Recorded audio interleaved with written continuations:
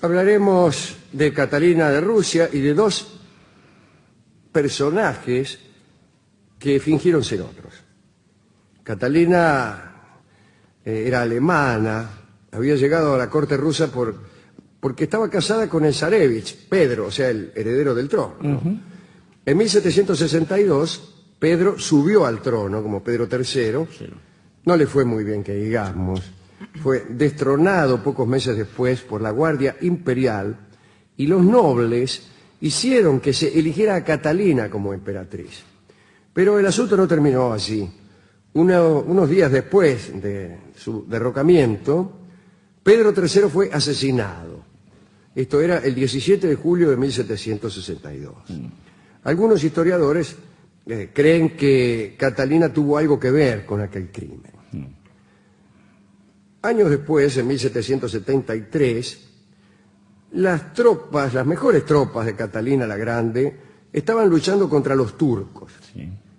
Y en esa misma época, un cosaco llamado Yemelián, pero de apellido Pugachev, que es un lindo apellido, Pugachev, declaró que él no era otro que Pedro III, que el finado Pedro III, que había sido asesinado en 1762 y que, bueno, que se había salvado de la muerte y que era el esposo de Catalina, por otra parte, que era el emperador legítimo de Rusia. Me llamo Pedro Fyodorovich Romanov, que era lo que decía en la libreta de enrolamiento.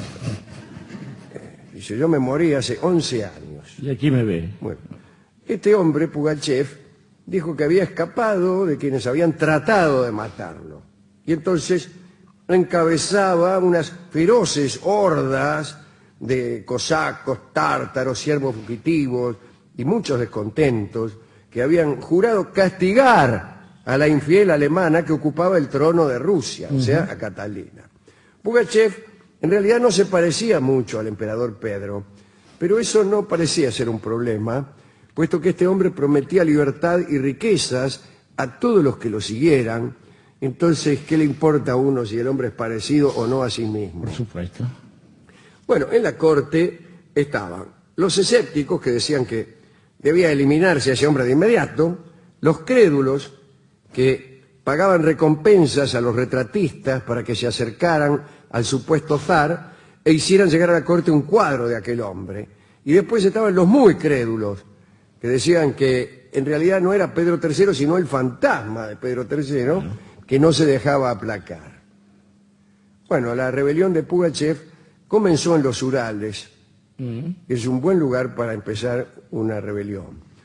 Empezaron a capturar fortalezas imperiales en las estepas del Volga, cayeron ciudades importantes y las unidades leales a Catalina se veían superadas en número. Y entonces se rendían o salían rajando.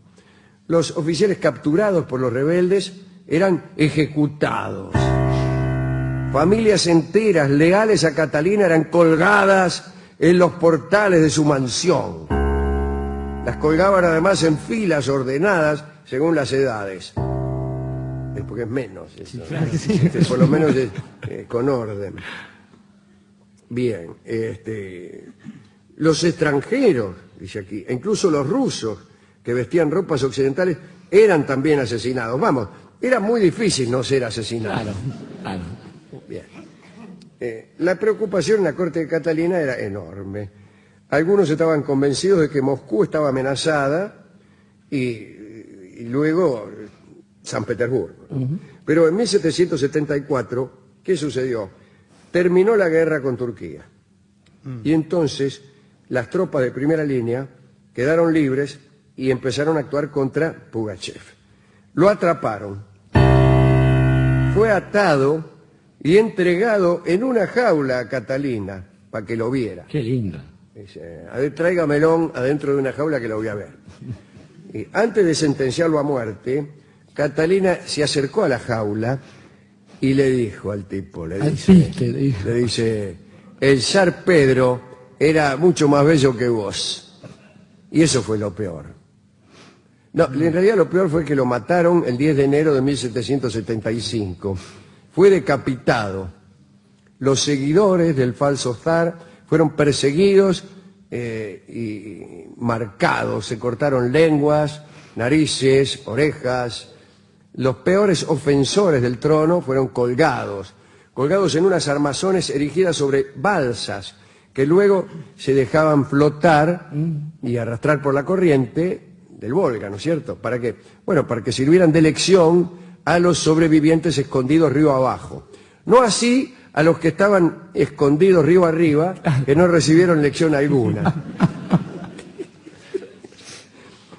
Bueno, al mismo tiempo que esto que acabamos de contar, fíjese, apareció otro pretendiente al trono. Loco. No podía darse vuelta uno sin que un pretendiente al trono apareciera desde adentro de un baúl. En este caso la impostura no era sustitutiva. Una muchacha dijo que era la hija de la emperatriz Isabel y el llamado emperador de la noche, Alexis Razumovsky, que eran antecesores al trono de Catalina. ¿Me entiende? Es decir, aquella pareja, Isabel y Alexis, no habían tenido descendencia. De haber tenido descendencia, Catalina no hubiera sido zarina, ni siquiera Pedro hubiera sido zar. Muy bien. Entonces, cuando aparece una hija de Isabel y de Alexis, desde luego esa hija tenía mejores títulos para el trono que la propia emperatriz en ejercicio. Muy bien, esta sorpresiva princesa se hacía llamar Isabel Tarakanova y, bueno, andaba por ahí contando acerca de su ascendencia. Milagrosamente esta chica consiguió el apoyo de Polonia y de algunas otras regiones un poco enemistadas con Catalina. Bueno, Catalina la Grande, al enterarse, decidió deshacerse de esta chica y le ordenó a Gregory Orlov, a quien conocemos por sus anécdotas, por sus partidas de billar con Potemkin. Bueno, quizá el más importante de los amantes que tuvo Catalina y el más seductor de la corte por esos tiempos, ¿no? Y un hombre valiente. Sí, sí. Catalina le dijo a Orlov que usara su astucia para atrapar a Isabel, la princesa impostora. En ese tiempo Orlov andaba por el Mediterráneo al mando de una flota. Andaba ahí con una flota. E hizo lo siguiente: se las ingenió para conocer a Isabel. Ejerció su encanto. Le dijo que la amaba y la princesa cayó seducida. Era grandota. ¿Vale? Esto fue en Italia, que es un buen lugar para que las princesas caigan seducidas. Allí Orlov la convenció de que subiera a un buque de guerra ruso, diciéndole que se iban a casar allí. Nos vamos a casar. No es un buen lugar un buque de guerra para casarse, pero bueno. Ahí nomás se celebró una ceremonia ortodoxa de matrimonio que era completamente falsa, era una simulación. Y después el barco zarpó hacia Rusia con la novia adentro, y con Orlov adentro también. De la novia. Sí, porque la farsa de Orlov, que pudo haber encarcelado a la princesa directamente, continuó durante todo el viaje. Y dicen que este hombre aprovechó intensamente su condición de marido en el mejor camarote.